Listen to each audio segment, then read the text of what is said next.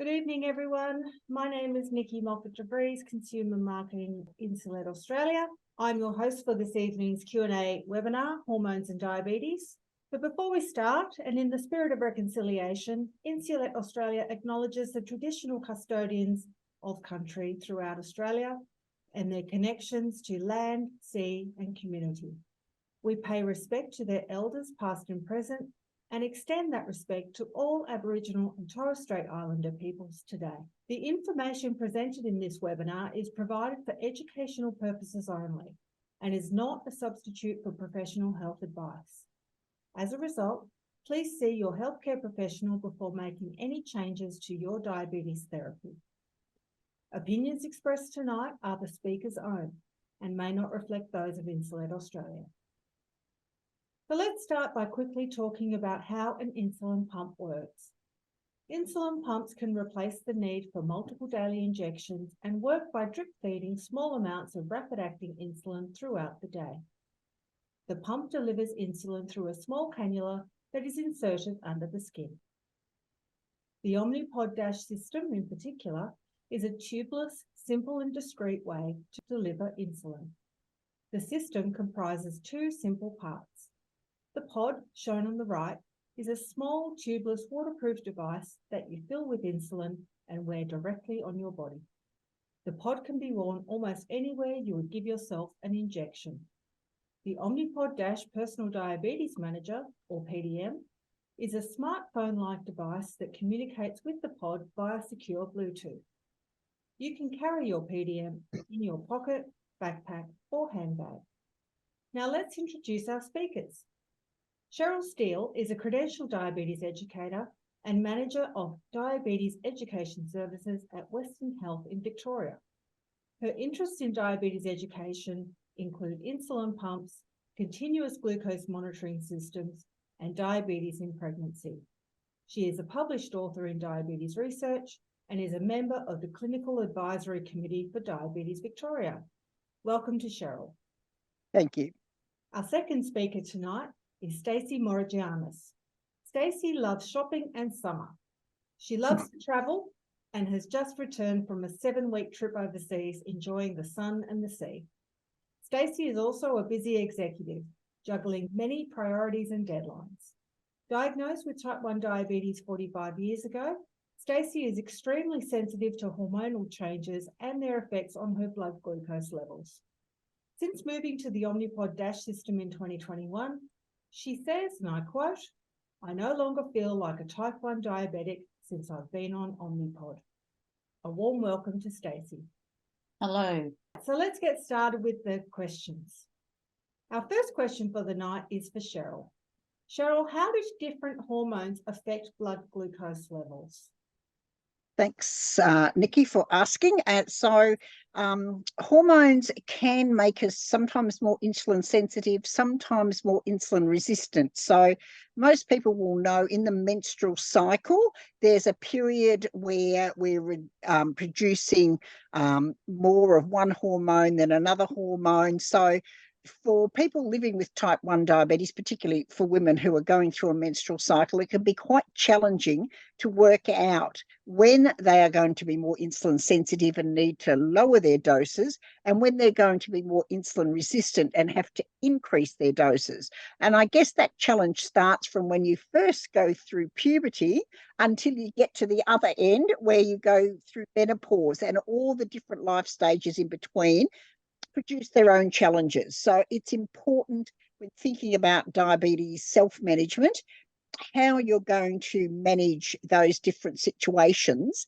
And I guess one of the challenges, shall we call it, of being on multiple daily injections is you give a dose of insulin, and then, if it's long-acting insulin, that could be influencing your blood sugar for the next 24 hours, and you can't take it back, so to speak. So often, to make up for being more insulin sensitive, you're snacking or doing things to try and prevent hypos. And when you're in that insulin resistant phase, you might be giving your long-acting insulin, but then having to top up with corrections. So I guess having a device like a pump, even a tubeless pump, gives you the opportunity to be able to be more spontaneous to your needs as your cycle goes through its different stages. Thanks, Cheryl. Stacey, how has hormone level changes affected your diabetes? And how did you manage these changes before you switched to Omnipod? Thanks, Nikki. My hormone levels were changing and affecting my diabetes, and I actually wasn't aware until my doctor brought to my attention. So that's when, back in the olden days, where we used to write everything down in a little book, your blood sugar levels, how much insulin you gave yourself, and she noticed a pattern and she brought it to my attention. Since she brought it to my attention, I was more aware of it. At first, I actually really struggled to get on top of it because I was on MDI and giving myself extra Levemir because I'm very resistant, was just causing me grief because I was always correcting, like Cheryl said. How I've managed it since I've been on Omnipod's changed my life with my menstrual cycle. I know now everything. I know I've got 4 programs for every cycle of our cycle. I know exactly when I'm ovulating now. My blood sugars straight after breakfast will spike. So then I know I need to change my program to ovulation. And then when I do finally get my period, automatically they drop. And then I know I need to get off that program and go back to the currently on my cycle program. And then I've got my normal program, which is after my period. And then, yeah, it's just monitoring it, and it's just changed my life. So without Omnipod, I wouldn't have been able to do that because I was relying on Levemir and I could never get it right. I could never balance it out. So I went for 2 weeks with always being high. There must have been such a lot of work. I can't explain it to you. I told my doctor, these are the drastic actions I'm taking. I am upping my Levemir from 6 units in the morning to 12. I'm doubling it. And she actually didn't respond to my message. Like, this is what I'm doing. And I went ahead and I did it, and I noticed a difference, but nothing compared to Omnipod. Omnipod is smooth and easy. It just works, and you don't even notice any highs and lows because you change your program. Thank you, Stacey. Cheryl, how can a tubeless insulin delivery system help people living with type 1 diabetes to manage their blood glucose levels? I guess any sort of pump therapy, but particularly tubeless insulin delivery systems, if people are more attracted to the idea of not being, I guess, tethered to something, it allows you to be more spontaneous. For a start, instead of having, like Stacey was just saying, a dose of Levemir in the morning that's going to control your blood sugars for the next 12 hours, with pump therapy, you have the option of programming an hourly rate, which can be more spontaneous. I don't know anybody whose metabolism works exactly the same over a whole 24 hours. So by having hourly rates that you can program, it allows it to be more in line with your own metabolic needs. And there's also the temporary basal rate, which I think is a marvelous feature of pump therapy. If you suddenly find yourself having to have unplanned activity, you can set in a temporary basal rate and lower the amount of insulin that's going in. Or if you find that, you're unwell or something else is happening and you need more insulin, you can use a temporary basal rate to increase the amount of background insulin you're having. So it does allow you to respond to your body's needs or your needs across the 24 hours. And then, of course, as well as that, you have your bolus options. And you can be confident when using pump therapy, if you have to give a correction, that it's taking into account how much active insulin you've still got on board, instead of when you're having injections, sometimes you're guessing, is there this much of that last shot on board? And if I give some more, am I going to overdose and then I'm going to end up hypo? So I think for me, pump therapy and spontaneous sort of go together. Thank you, Cheryl. Stacey, why did you choose Omnipod in the first place? So just in case people don't know, I've had diabetes for 45 years. I know you've said it. I was 6 years old, so I'm 51, if anyone's wondering. I'm not 32 or 28, I'm 51. And if I've been on the pump on Omnipod for 2 years now, clearly I was 49. So at about 47, I started noticing that with my cycle, I just couldn't manage it, and it was getting to a point where it was quite frustrating. So I went online and I started Googling, and all that came up was tube pumps, which I was never interested in. And then finally 2 tubeless pumps came up, and the one that won me over was Omnipod, because it's waterproof. And as you just said, I've come back from 7 weeks holiday, so I was a mermaid for 7 weeks in the water. So I chose Omnipod because I could wear it in the water without an issue, and I wasn't attached to a tube, to a PDM. It was just on me, and it just works to my lifestyle. So the fact that after doing a bit of research and finding out how it works and what I could do, it was just the right thing for me at the time. So as soon as Omnipod came out, I wanted to be like first on the list. I just wanted to start before it even came out, because it's, as I said, it's life-changing. It's actually changed my life. And even though I didn't know it would change it as much as it has at the moment, I just love Omnipod. I can't say anything bad about it. It's just the best thing. And I've just experienced 7 weeks of being a mermaid and still getting insulin into my body, because I've been in the water for like hours on end. So Omnipod was a no-brainer for me. That's it. That's all it was going to be. There was no competition. That's why I chose Omnipod. Thank you, Stacey. Next question to Cheryl. Cheryl, what has been the feedback from people who have commenced on tubeless insulin delivery systems? What have they said? Yeah, I think for most people like Stacey are so happy to have the choice of a tubeless insulin delivery system. It's not for everybody, but I think, managing type 1 diabetes is all about choice. Everybody should have the option to use the system that best suits their needs, whether it's MDI, whether it's a tubed pump, whether it's a tubeless pump. Choice is what's important. We don't get a choice about whether or not you have to live with type 1 diabetes. If you've got it, you've got it. You don't get a choice about having to have insulin to manage your diabetes, because that's the only treatment. But what you can choose is the mode of delivery. And I think a tubeless system is extremely useful, particularly for mermaids like Stacey, who want to be able to wear their pump in the water and not be worried about, has it got a micro crack and suddenly it's going to just fizzle, and when I get out of the water, it's not going to work. And I think because you can have those, as I said, spontaneous dose changes by using temporary basal rates, also it's important to remember that you can program basal rates at 0.05 units per hour if you need to. So when you're very insulin sensitive, and you can also program higher rates if you need to. So you can individualize it to your own personal needs. And I think that's very important. And the other thing that I particularly like about Omnipod, when you're working with children, often they find inserting the cannula for a tube pump quite frightening. With the Omnipod, because you don't see the cannula go in, there's that sort of loud click noise that distracts you. As long as you warn the child on the first time you're doing it, now you're going to hear a loud click. They're sort of listening for the click and they completely miss the cannula being inserted.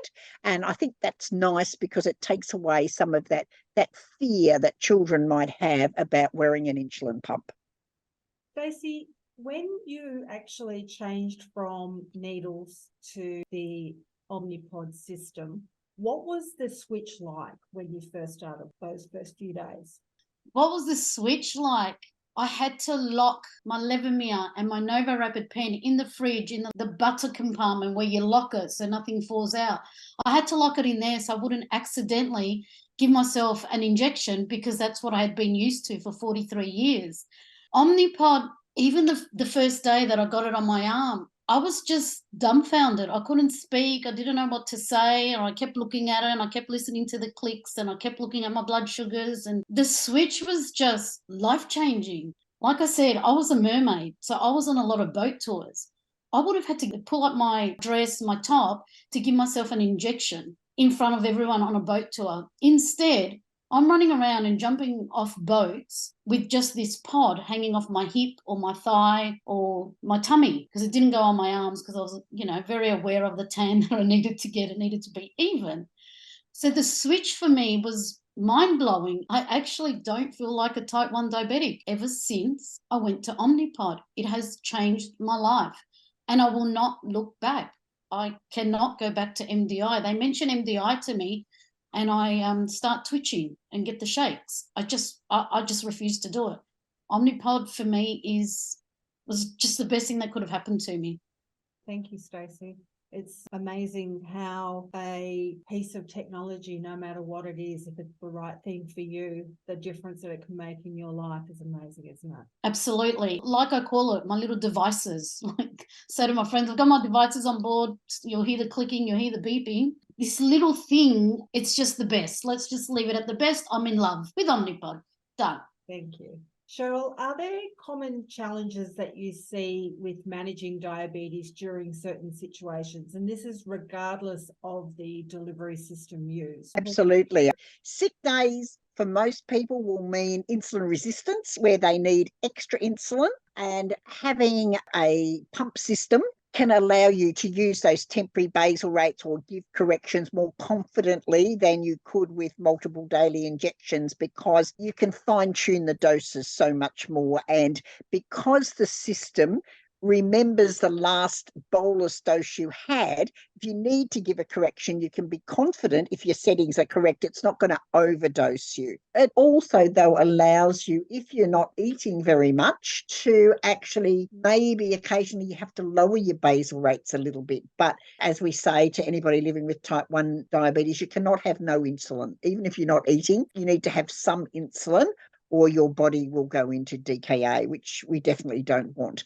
But it does allow you that flexibility.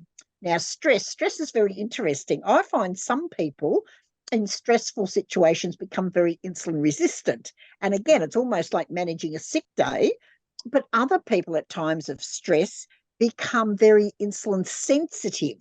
So each of us who lives with type 1 diabetes sort of has to learn how stress affects us, and then again, use our pump system to either increase temporarily or decrease our insulin requirements. And periods, get to know your cycle, and you can adjust your settings. You can either set up separate profiles like Stacey has, or for some people where the differences mightn't be that striking, they could just use temporary basal rates. And I think particularly going through puberty, if there's any parents listening, I want to say to you, as your daughter goes through puberty, her insulin requirements are going to change dramatically. All those hormones, the periods aren't regular yet. It's hard to judge when they're going to be insulin resistant, when they're going to be insulin sensitive. And any teenager, regardless of whether they have diabetes, is always hungry. It's a very challenging time for young girls to go through puberty, and their control's not going to be probably as good as it was prior to starting puberty. And don't feel like you're doing the wrong thing if suddenly blood sugars are all over the place, because that's quite normal. And teenage girls get emotional. They go from being that darling little child to slamming the door. They hate you. They'll never love you again. But guess what? At the end of the day, they do love you the whole time, and they're growing up. But I don't think any sort of insulin delivery system is going to fix that, because even teenagers without diabetes still have all that emotional reactions that are related to puberty.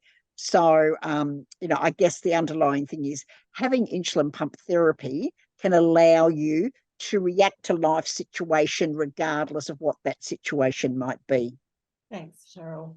Stacey, has it been easier to manage the effects of hormones on your blood glucose levels now? Absolutely. I would range between my HbA1c, however you say that, would range between 6.5 to about 7.2. And since being on the Omnipod, I'm down to 5.4 or 5.1. So absolutely. Wow. So Cheryl, last question for you. What do you say to people who are unsure switching from multiple daily injections or their current tubed insulin pump to a tubeless insulin pump? my advice would be just try it. One of the nice things about the tubeless pump system is that you can actually do a 1 month subscription and try it. And if you find it's not for you, then that's fine. You can always consider other options. But I would say sometimes for people who are swapping for the first time off MDI, it might take you a week or two to get your settings correct, to work out how it's best going to suit your needs. And that's okay. That's quite normal, regardless, when you swap from one form of therapy to another. It takes a little time for you to get used to it. It can take some time to build up your confidence about changing rates. And one of my things as a diabetes educator is, self-management. So I like to encourage people to learn the principles, and, I'm happy to be the coach and teach all those things, but then don't be afraid to try to change things for yourself. So yeah, you'll be left wondering if you don't at least have a try. And I think that, it's the only real system where you can say, okay, I'm going to pay a 1 month subscription and try it out.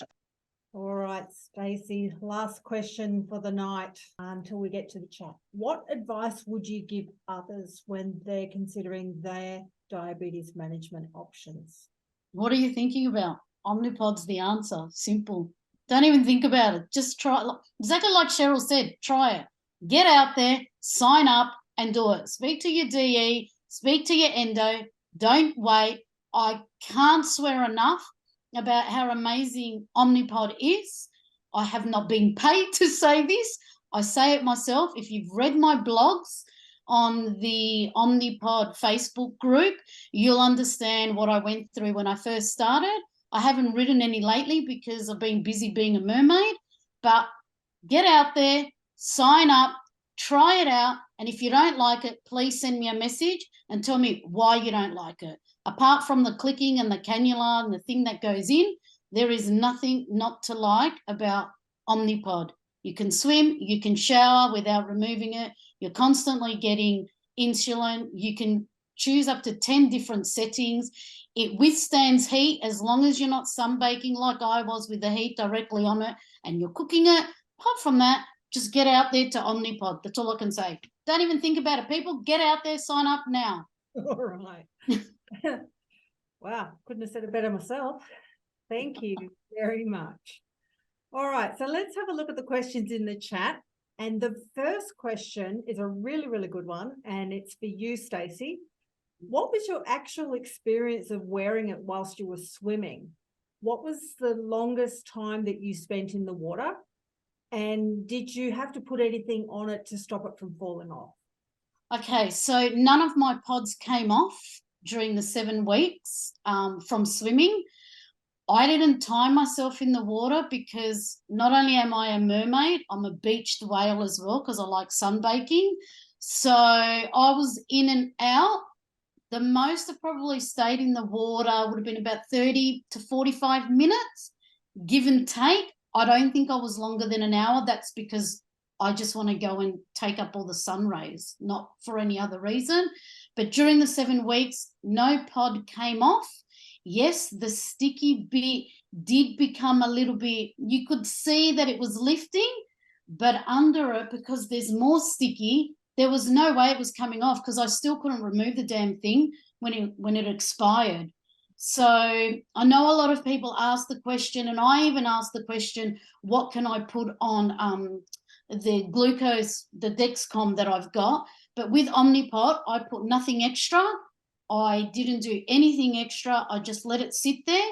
And if it looked like it was going to fall off, which it never did, I had backup tape. So that's how I handled it in the water. And I was in the water for 7 weeks, which is 49 days. Okay. This is a question kind of for both of you.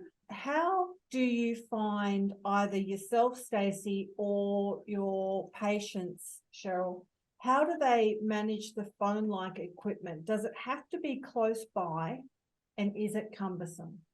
So for Cheryl, if you've got a parent or something like that, if they're looking after other people, and Stacey, how did you go holding a PDM? When you're pairing the pod, when you're first applying it, yes, the PDM has to be close to be paired, but the basal rate, once they're paired, will run from the pod. You don't need the PDM to be close by.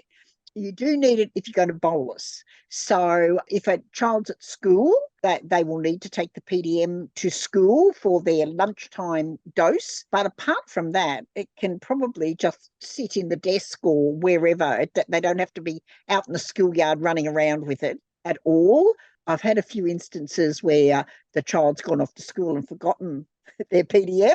And, mum or dad have to take it to the school at lunchtime for them to have their dose. But I would imagine Stacey would tell you, while she's out being a mermaid, her PDM can stay on the beach. She doesn't have to be carting it around with her at all. So I guess it's like carrying, well, I've got beside me 2 mobile phones, one which is my personal mobile phone and one which is my work mobile phone, and it's not big and bulky. So it would be very easy to carry around with you if you're the wearer of the system, or if you are a parent.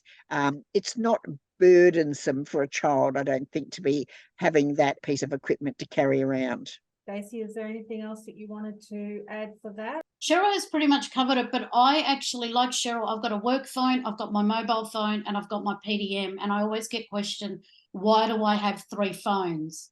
And at the beginning, I used to explain what it was, and now I just say work, personal, drugs, and they just sort of me and go, oh, okay. So to me, as a 51-year-old woman, it doesn't bother me. I don't carry my work phone after hours or on the weekend. So I've just got my PDM and I've got my personal. I put them in my bag. They're always with me. When I was a mermaid, it was either on the beach or on the boat, no issues. I'd just come back and then it would find itself if I needed to bolus. But otherwise, it's not an issue at all carrying both. It doesn't bother me. There's no effect for me. Excellent.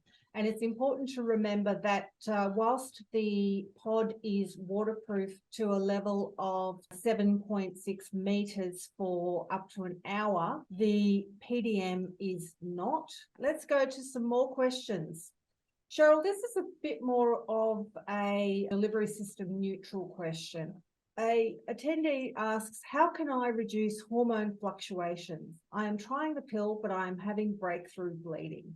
Very difficult. I mean, part of being a woman, I guess, is having those hormone cycles, and the pill is often suggested as a way of managing extreme fluctuations. But apart from that, there's not really a lot you can do. I would recommend talking to a really good gynecologist who can guide you through, having your team, I guess, approach with your endocrinologist and your gynecologist talking together with you to come up with the best option for you.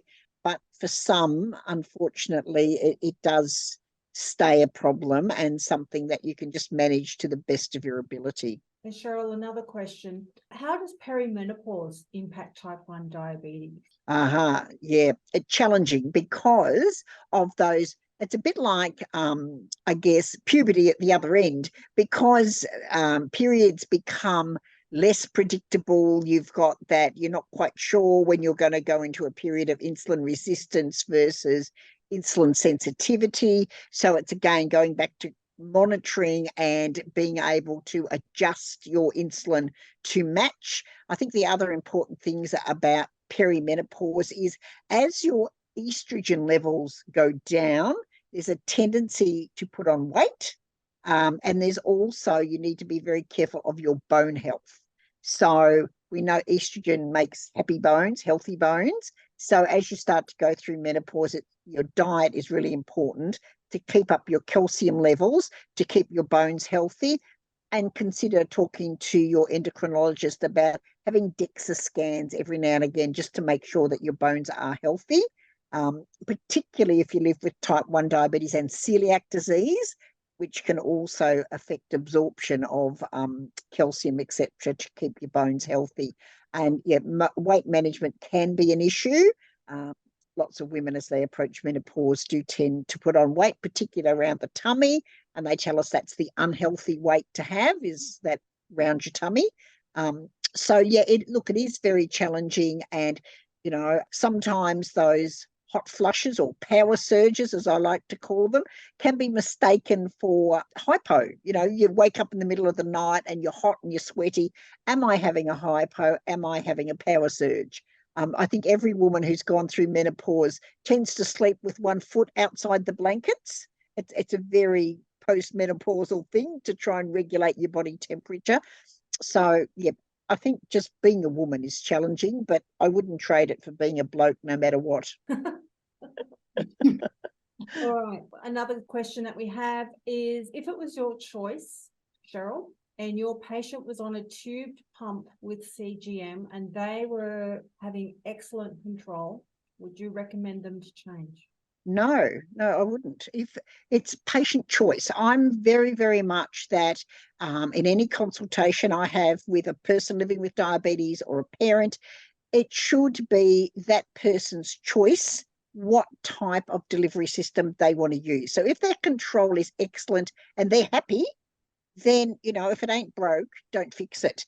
If they say, look, I've got really great control on this tube pump, but I would like to actually explore the option of a tubeless pump, then that's fine too. I think we have to respect the wishes of our people that live with diabetes. They know their own diabetes, they know their own challenges, and it's not my place to recommend to anybody what they should change. It's my place to listen, encourage and support. Thanks. And the final questions that we had are around future technology. In Australia, we're bound by the TGA and the MTAA codes, and that prohibits us from talking about new therapies until they have received TGA registration. We will let you know of any product developments through our website and social pages, so please watch this space. So how can you access Omnipod? The Omnipod pods are listed on the National Diabetes Services Scheme, or NDSS. There are two ways eligible people can access NDSS subsidised Omnipod pods. If you don't have private health insurance, or if you just want to try Omnipod you can take advantage of our monthly no lock-in subscription where you pay as you pod. The other way is with private health insurance. The insurer pays a one-off payment covering 4 to 5 years of access. The NDSS dispensing fee is also payable for both options. If you're interested in finding out more, then please scan the QR code with your phone to go to our website. So we've reached the end of our webinar. I would like to thank our speakers, Cheryl and Stacey, for their time and for sharing their perspective on tonight's topics. I'm sure everyone tonight will have found the webinar both interesting and informative. Finally, on behalf of Insulet Australia, I would like to thank you all for attending. Thank you and enjoy the rest of your evening. Good night.